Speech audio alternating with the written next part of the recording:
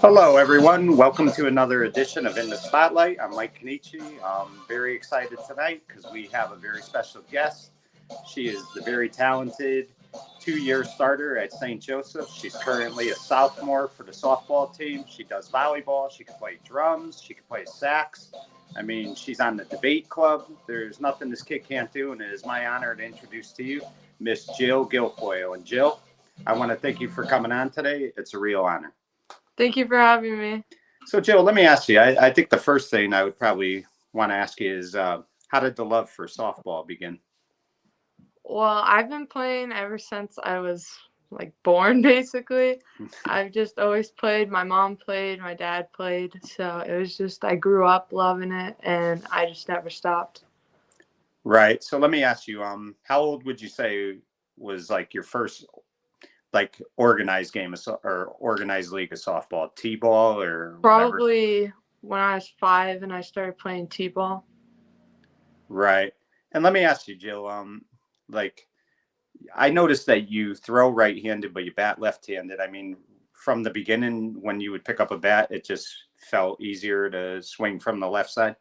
Yeah, so I was originally swinging lefty because it felt more comfortable. Then they had me switch hit for a while, which just felt so weird to swing right-handed when I usually swing left-handed. So then I dropped swinging right-handed to just swing left-handed, and throwing, I've just always thrown right-handed.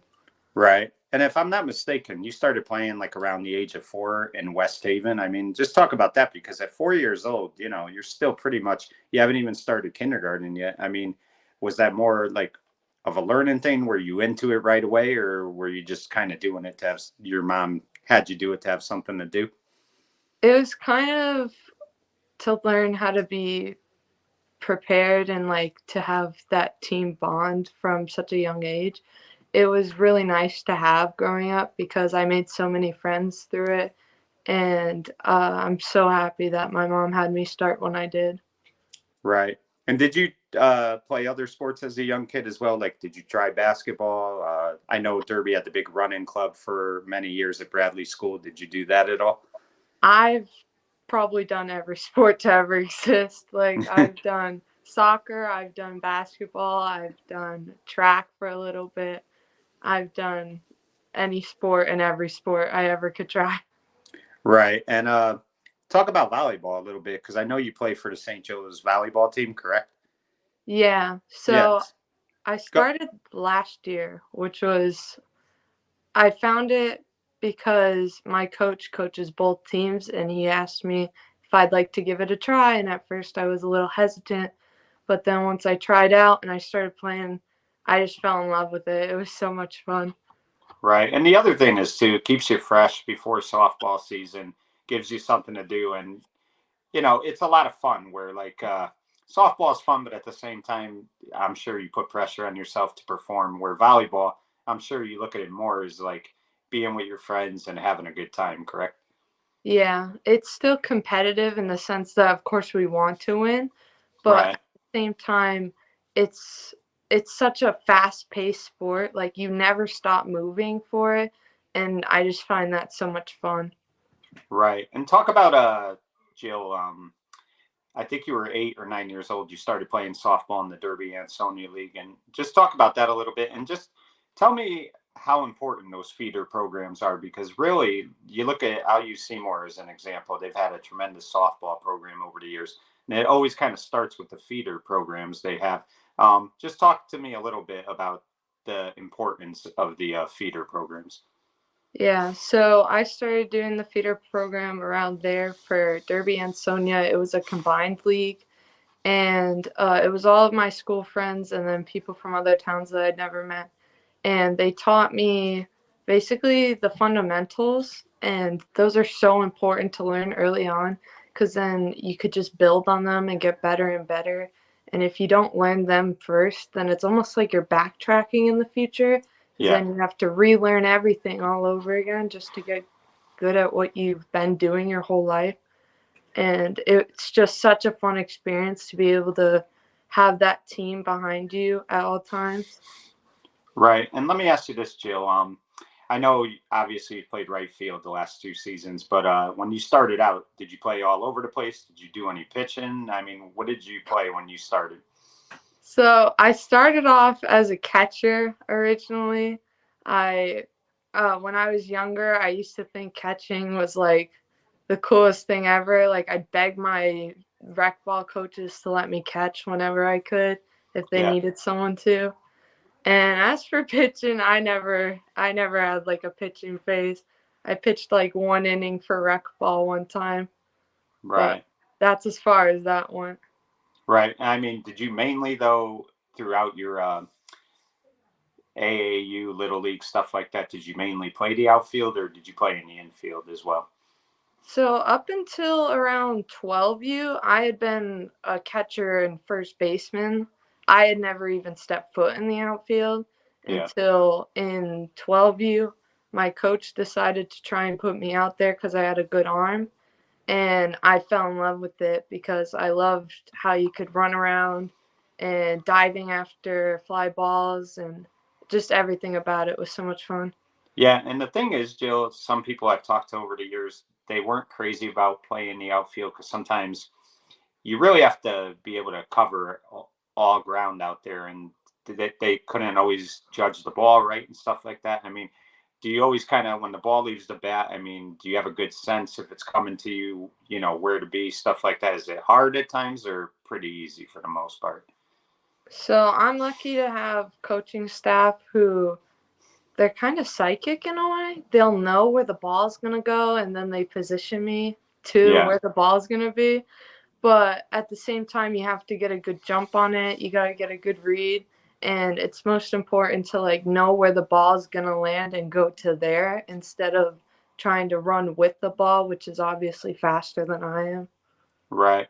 So talk to me a little bit about the All American games that you played in Myrtle Beach. I think you were, what were you, 12 years old maybe at the time? Just talk about that a little bit and what that was like. Yeah, so I actually did that last year when I was 14 Oh, and okay.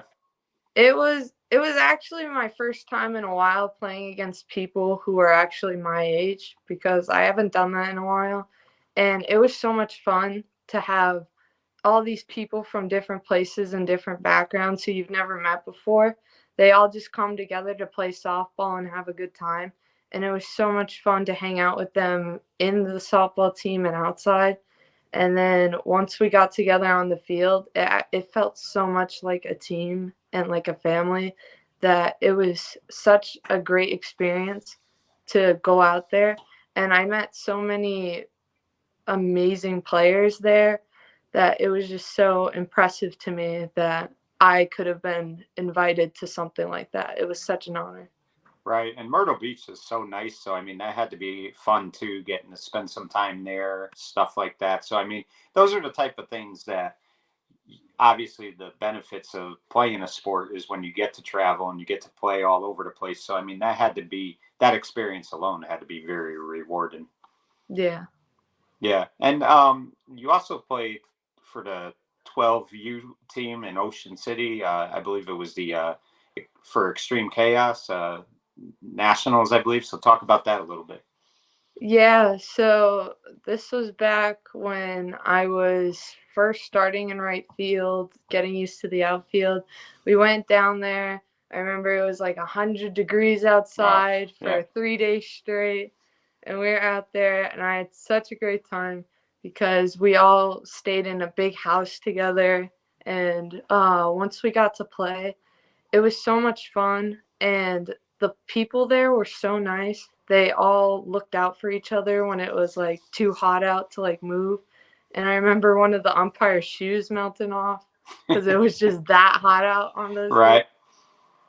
So But let me, yeah, go ahead. I'm sorry. no, you're good. Yeah.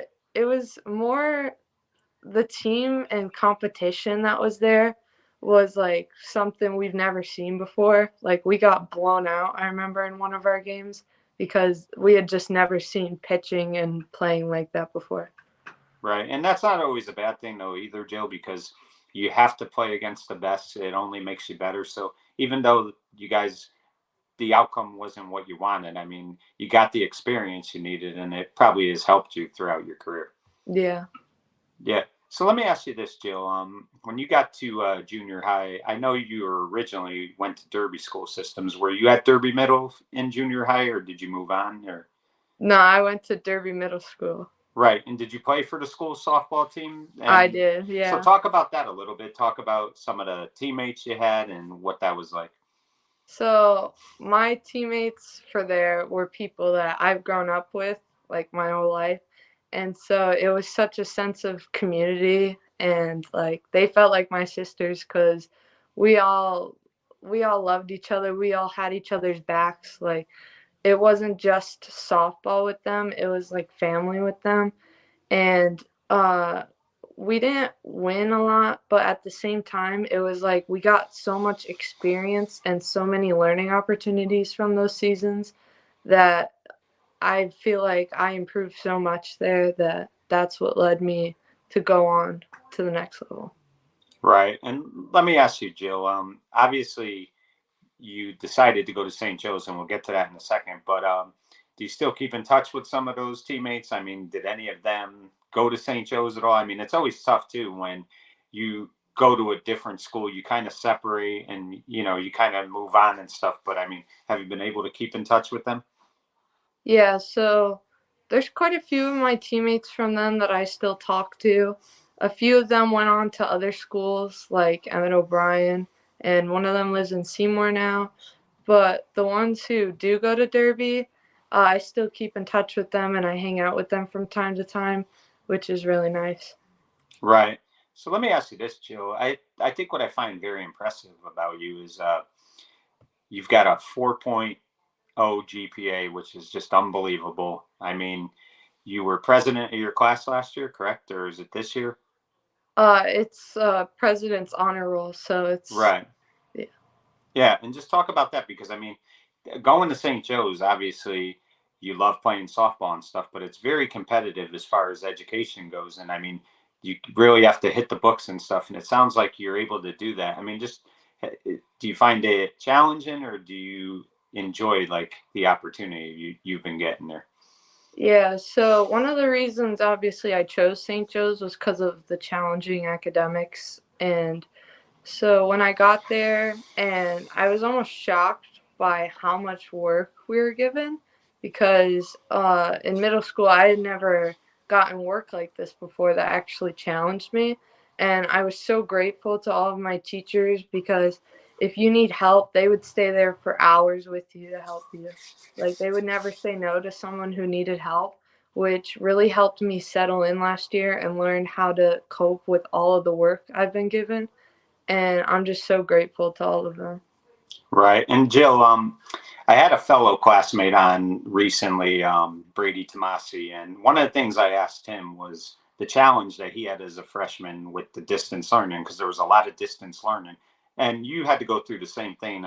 Obviously, talk about what that was like. I mean, that was obviously it had to be a rough first year having to do stuff online. Would you say you found it difficult at times?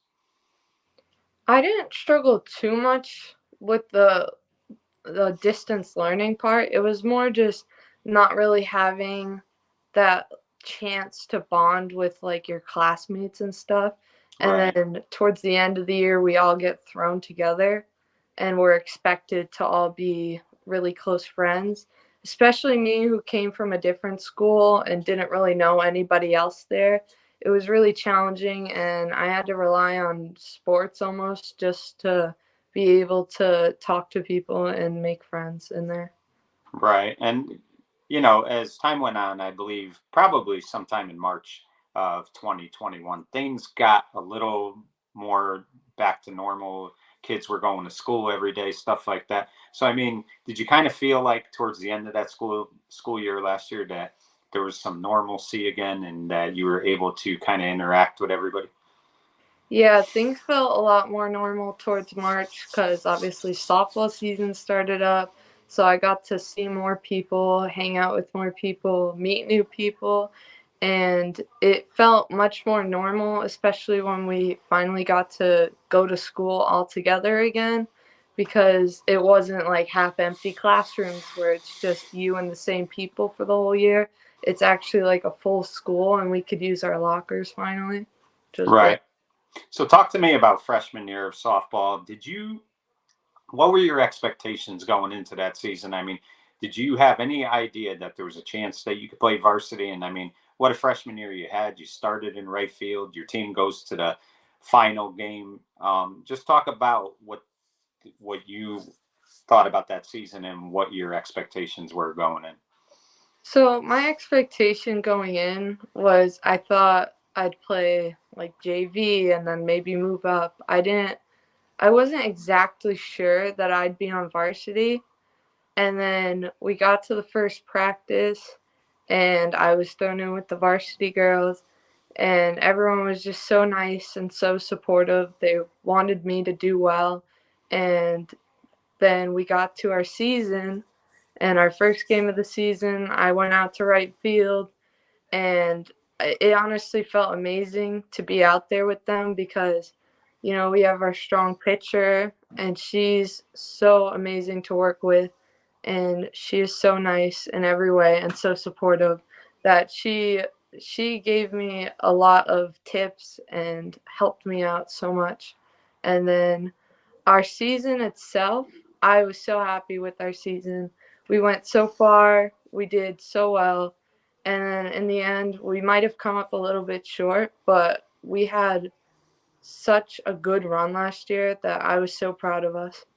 Right, and you really did. I mean, you girls really came out of nowhere and had a tremendous season. Like I said, obviously getting to the final game, man. Um, I'm pretty sure too. That just makes you girls come into this season with more determination. That we got there last year, and I'm sure the goal is to get back there and win it this time. But I mean, just talk about what the experience was like playing in a tournament like that, because every game is like the World Series. Yeah, so every game before the game on the bus or whatever, we would always be thinking that this could be our last game. Like our mentality was to play like this is our last game because we wanted to go leave everything on the field and do our absolute best every time we went out there.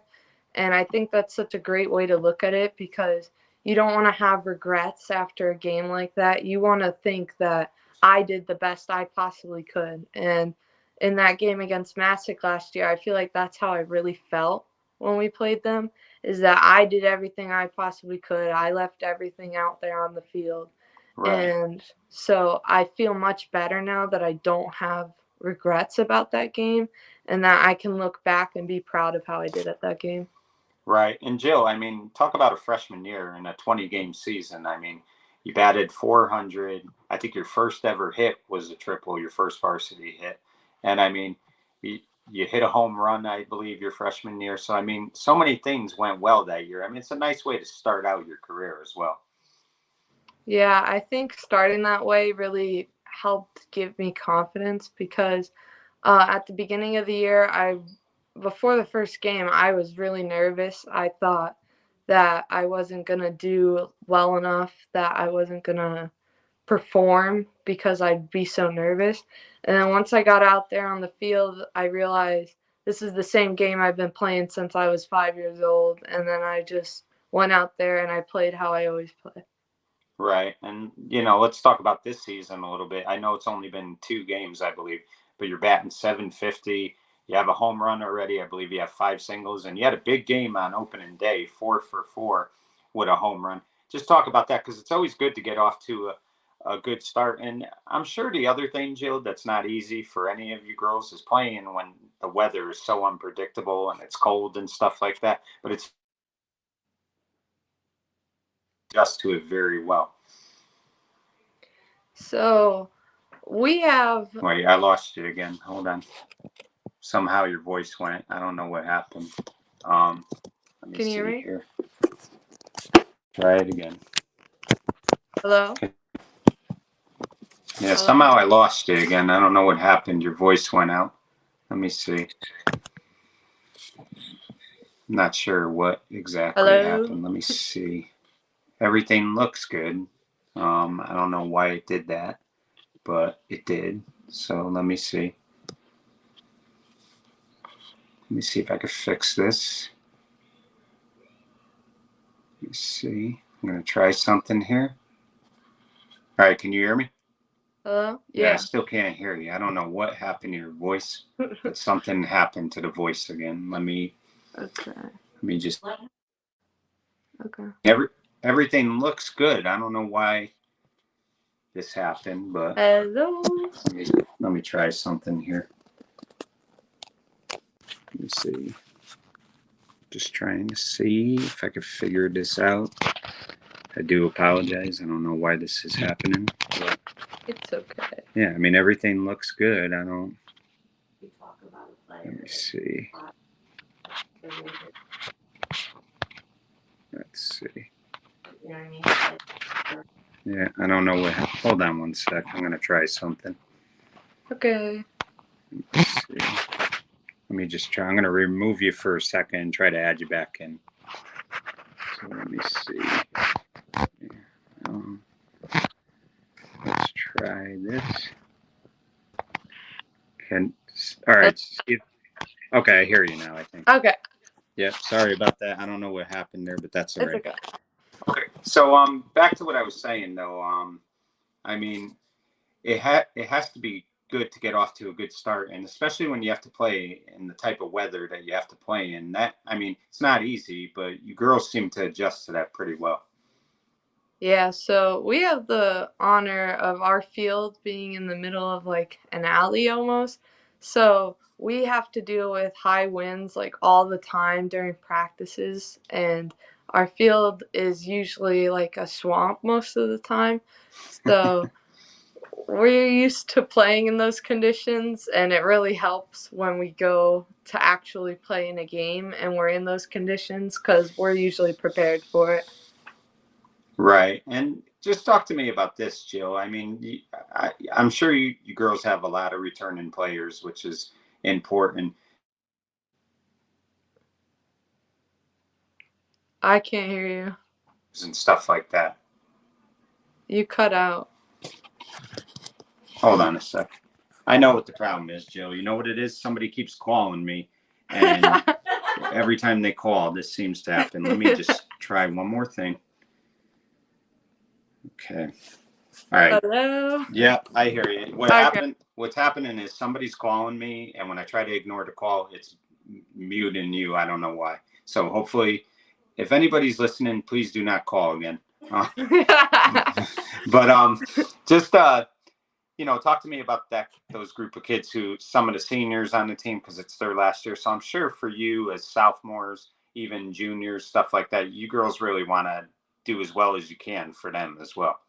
Yeah, so we got 4 seniors this year. We got Kira McCarthy, Lauren Wazikowski, Brooke Buzzio, and Kendall.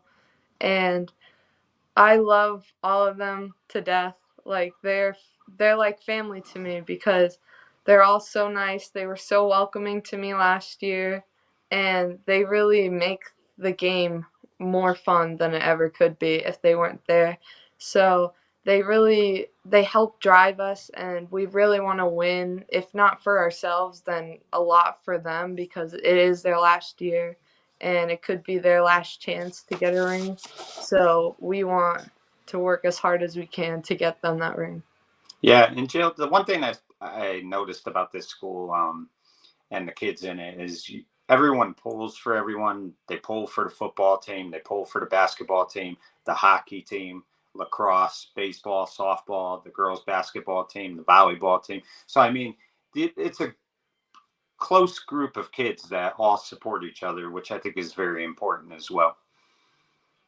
Yeah, we all really want to see each other succeed. Like, it's not, there's no envy between us two.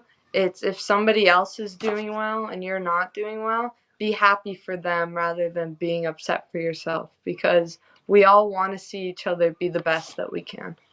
Right. And Jill, I think the other thing that is remarkable about you, and I touched on it earlier, is obviously what you do in the classroom. But I mean, you're also a student ambassador. And like I said, you're part of the debate club. And just talk about that a little bit because it's got to be fun to debate stuff too. I mean, again, it never really gets into heated arguments, but usually when you debate, somebody has one opinion, the other person has another. So just talk about that and how fun is that for you? Yeah, so what I love about debate club is that you don't know what the topic is until you're in that room with the people you're going to be debating against. So it could be about something you know nothing about, and you have to form your opinion on the spot to debate against somebody else. And I just think it's really cool to be able to express your opinion about anything you want against another person. And I love seeing other people's point of view for that kind of stuff because there are some things that I can't believe that somebody else would agree with. And then they come out and they give this amazing argument for it. And then it just makes you think, wow, maybe they're right, you know? Right. And I mean, it's got to be another good experience for you because I mean, when you get to college and stuff like that, you're obviously going to have to do presentations, and I'm sure you do them in high school as well, but especially in college. So the more you're up there public speaking and in front of a crowd, the more confidence you'll get as time goes on. Yeah, I've never had trouble with public speaking or speaking in front of crowds. I kind of, when I was younger, I used to actively sort out that kind of thing to try and do it because I love speaking in front of crowds like that. Right. And talk to me about, obviously, like I said, you do so many things, but I mentioned it earlier. You've played the drums, you played the saxophone. Do you still play those regularly or? So I played the drums when I was younger. I used to go to the Boys and Girls Club in Shelton, and I used to go and they had this drum class you could take while you were there. And I used to play the drums every single day for 2 years. And it was such a fun experience because I met so many people through it, and I loved experiencing playing the drums and learning how to play like my favorite songs was so cool to me that I could just play those whenever I wanted to. Yeah. And then saxophone, I played saxophone since fifth grade because in band I wanted to play the flute and they said I didn't have what it took to play the flute. Oh, So I wow. played the saxophone instead. Right. And do you still play both occasionally or probably don't have as much time, right? Yeah, I can't play the drums because I don't have a drum set in my house, but I do have my saxophone, which I'll still play from time to time whenever I just feel like playing. Yeah. And I bet too, Jill, that's something that relaxes you. So if you've had like a rough game or maybe a tough practice, whatever it might be, you kind of sit home, you just kind of play it and it kind of eases your mind a little bit and kind of takes the stress off of things. Yeah, it's a great way to help distract after I've done something that maybe I shouldn't have, or I had a bad game, or I had like a rough day at school. It's just a way that I can let out all my frustrations without doing anything that's harmful. Right. And you also do volunteer work as well, Jill. I know you volunteer at Aaron's gym. So just talk about that a little bit. What do you do there when you're there? So mostly at Aaron's gym, I volunteer to help teach the younger kids how to hit, how to throw, how to basically play softball. And sometimes it could be so much fun because they are some of the funniest kids I've ever met in my life. Like, I'll get there and they'll be one of the quietest kids I've ever met. And then all of a sudden, she'll say something so unexpected and funny that I'll just laugh out loud and I'll forget that I'm like a counselor because these kids are so funny sometimes. And I enjoy teaching them so much. And they catch on quickly, more quick than I ever would have. So it's just nice to see them. And is that something down the road, Jill, that you may want to do? Like maybe say when you're like 5 or 6 years out of high school, is maybe coach at some level, whether it be little league, AAU, or high school? Yeah, I think coaching would be something I'd like to do somewhere along the line because I I think I know the game pretty well at this point and I would just love to teach it to other people and hope that they can get the same experience out of it that I have for so long. And the only thing that may stop you from coaching, Jill, is you may be in Hollywood someday because I know you want to be a film producer, correct? When you take the Yeah. next steps. So just talk about that a little bit and what made you want to take up that because that's a very tough business, but you know a lot of people do so well in it. Yeah, so ever since I was little, obviously I've enjoyed like movies and film and acting and stuff like that. And so one of my biggest inspirations for that is Lin-Manuel Miranda, who produces and directs a lot of movies and writes his own music and musicals. And I just think that the atmosphere on like a cast and behind the scenes, if you've ever watched like blooper videos, it just seems like such a fun environment to where you can express yourself through it while at the same time getting work done and creating something beautiful for everyone to see. Wow. Well, that's really awesome, Jill. I mean, that's a great attitude to have, and I have no doubt in my mind that you'll definitely excel in that. But let me ask you, Jill. You got a big summer coming up. I think you're going to be playing in tournaments such as Pennsylvania, Massachusetts, Connecticut, even at the Atlanta Legacy tournament. So just talk about that a little bit. Yeah, so we have a really good team for our softball U National 16U team. And we've got some pretty good players, including two of my teammates, Kira Gallagher and Janelle Prats from St. Joe's. And our team is just so much fun. All the girls, they enjoy the sport so much that whenever we have practices together, it's just we get all our work done, but we do it in a way that is so much fun and that we don't even realize how much work we've gotten done because we're just enjoying ourselves so much. And we have a lot of big tournaments. We have a Pennsbury tournament, which I'm so excited for because I can't wait to stay and be able to hang out with them like a whole weekend.